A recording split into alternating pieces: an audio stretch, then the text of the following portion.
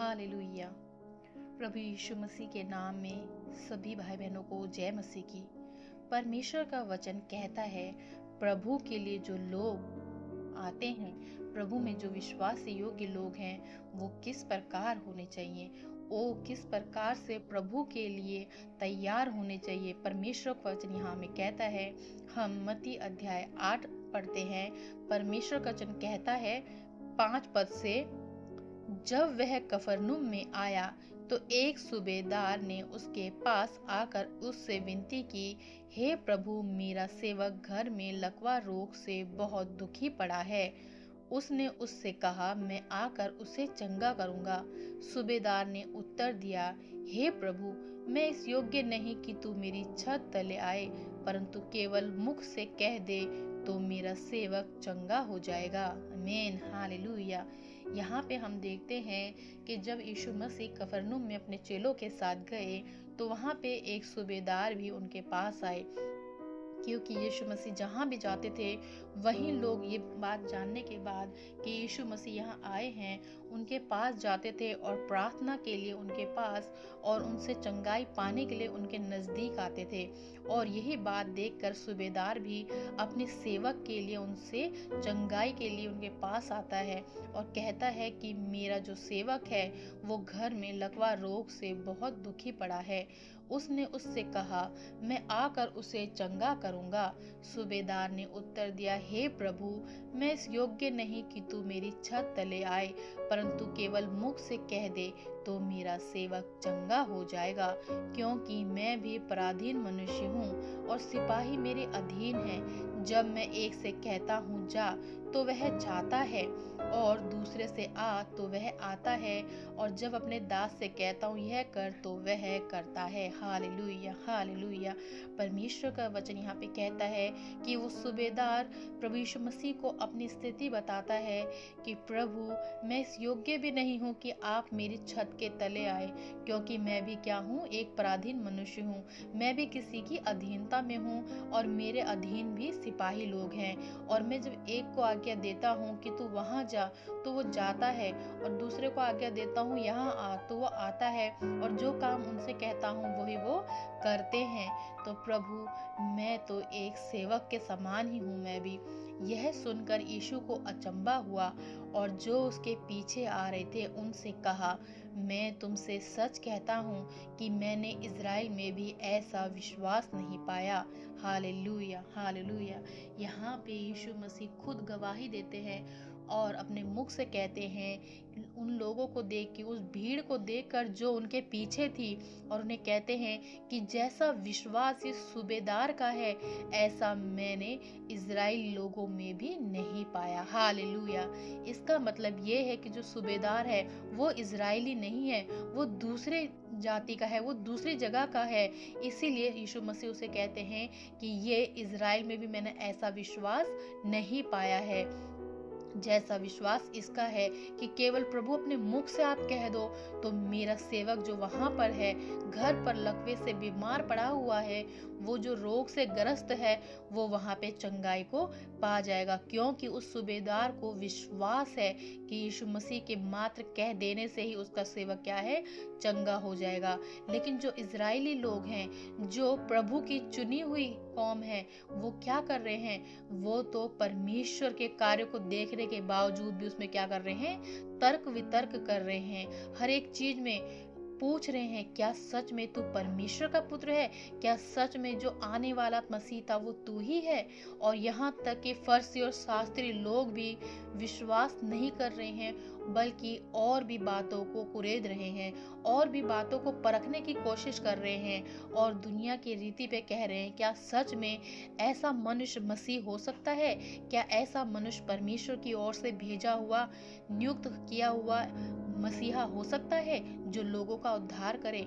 लेकिन याद रखिए, परमेश्वर की जो दृष्टि है, परमेश्वर का जो विचार है, वो मनुष्यों के विचार से बढ़कर है। हालेलुया। परमेश्वर मनुष्य के समान नहीं सोचता। मनुष्य केवल शरीर को देखता है, उसकी पढ़ाई लिखाई को, उसकी सुंदरता को, उसके बाहरी रूप को, बाहरी चाल चलन को देखता है। लेकिन परमेश्वर मन को जांचने वाला परमेश्वर है। वो मन को परखता है और वो जानता है कि कौन उसके लिए विश्वास योग्य है और कौन उसके लिए सही में तैयार है। आगे प्रभु का वचन कहता है, यीशु मसीह उनसे कहते हैं, मैं तुमसे कहता हूँ कि पूर्व और पश्चिम से बहुत से लोग आकर अब्राहम और इसहाक और याकूब के साथ स्वर्ग के राज्य में बैठेंगे। आमीन आमीन। प्रभु को धन्यवाद दें, महिमा दें। परमेश्वर अपने आप अपने मुख से, परमेश्वर की ओर से भविष्यवाणी है। परमेश्वर का वचन कहता है, मैं तुमसे कहता हूँ कि पूर्व और पश्चिम से बहुत से लोग आकर अब्राहम और इसहाक और याकूब के साथ स्वर्ग में बैठेंगे। याद रखिए, पूर्व और पश्चिम से आप प्रभु के चुने हुए लोग हैं। प्रभु ने ये नहीं कहा कि सिर्फ इजराइल लोग, परमेश्वर ने ये नहीं कहा कि सिर्फ यहाँ के लोग परमेश्वर की आशीष को पाएंगे। प्रभु ने कहा पूर्व और पश्चिम से लोग आएंगे और अब्राहम और इसहाक और याकूब के साथ स्वर्ग के राज्य में बैठेंगे, क्योंकि प्रभु ने हर एक के लिए अपने द्वार को खोल रखा है। प्रभु ने हर एक के लिए अपनी आशीषों को ठहरा रखा है। वचन कहता है, परंतु राज्य के संतान बाहर अंधकार में डाल दिए जाएंगे, वहां रोना और दांत का पीसना होगा। तब यीशु ने उन सूबेदार से कहा, जा, जैसा तेरा विश्वास है वैसा ही तेरे लिए हो। और उसका सेवक उसी घड़ी चंगा हो गया। आमीन आमीन। हालेलुया। याद रखिए, परमेश्वर का वचन कहता है, आप जैसा विश्वास करेंगे आपके लिए कार्य वैसा ही होगा। अगर आपका विश्वास पक्का नहीं है, अगर आप विश्वास में अपने संदेह कर रहे हैं, तो आपके जो कार्य हैं वो भी संदेह के समान ही होंगे। अगर आप पूरे विश्वास के साथ परमेश्वर में विश्वास के साथ कहते हैं कि ये मेरा कार्य प्रभु की ओर से होगा, तो निश्चय रखिए प्रभु उस कार्य को अवश्य पूरा करेंगे। हो सकता है थोड़ा समय लगे, लेकिन प्रभु उस कार्य को आपके विश्वास के द्वारा पूरा करेगा, ताकि आपका विश्वास और मजबूत हो जाए। क्योंकि जब आपके विश्वास के अनुसार आपके लिए कार्य होगा, तो आप खुद परमेश्वर के नाम की गवाही देंगे। Hallelujah hallelujah. यहाँ पे सूबेदार का विश्वास देकर यीशु मसीह अपने लोगों को, इजरायली लोगों को, शास्त्रियों को, फरीसियों को गवाही दे रहे हैं कि देखो कैसा विश्वास है इसका। और ऐसा ही विश्वास होगा उन लोगों का जो पूर्व से और पश्चिम से आएंगे और अब्राहम के साथ, इसहाक के साथ और याकूब के साथ स्वर्ग के राज्य में बैठे मिलेंगे। लेकिन जो राज्य के संतान हैं वो क्या होंगे? वो तो अंधकार में डाल दिए जाएंगे।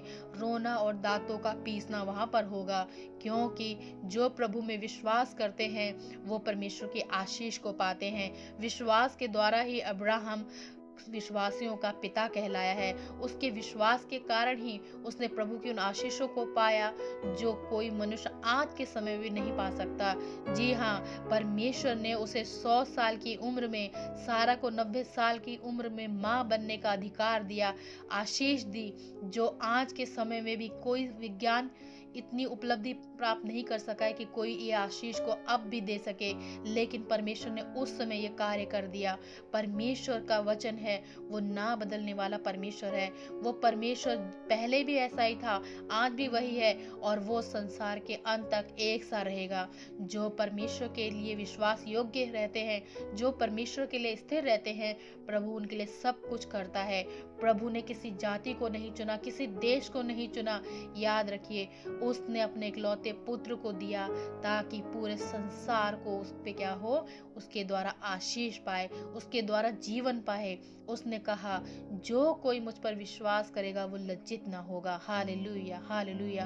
और जब हम यूहन्ना 3 अध्याय पढ़ते हैं, 3 के 16 और 17 में परमेश्वर का वचन कहता है, परमेश्वर ने जगत से ऐसा प्रेम किया कि अपना इकलौता पुत्र दे दिया।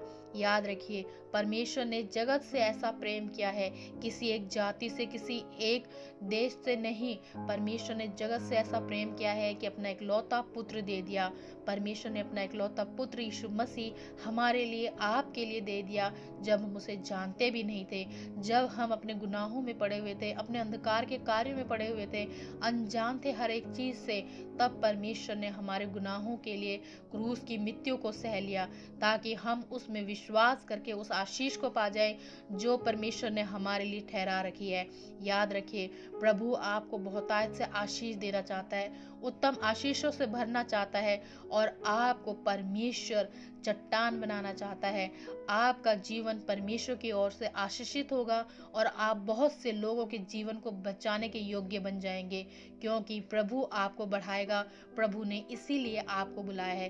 तो याद रखिए, जैसा आपका विश्वास है वैसा ही प्रभु आपके लिए कार्य करेगा। तो प्रभु में विश्वास योग्य बन जाए। अपने विश्वास को चाहे राई के दाने के बराबर क्यों ना हो, लेकिन उसे मजबूत करें, ठोस करें, ताकि परमेश्वर की आशीष आपके जीवन में हो। हालेलुया, धन्यवाद परमेश्वर। प्रभु आप सबको आशीष करे, अनुग्रह करे।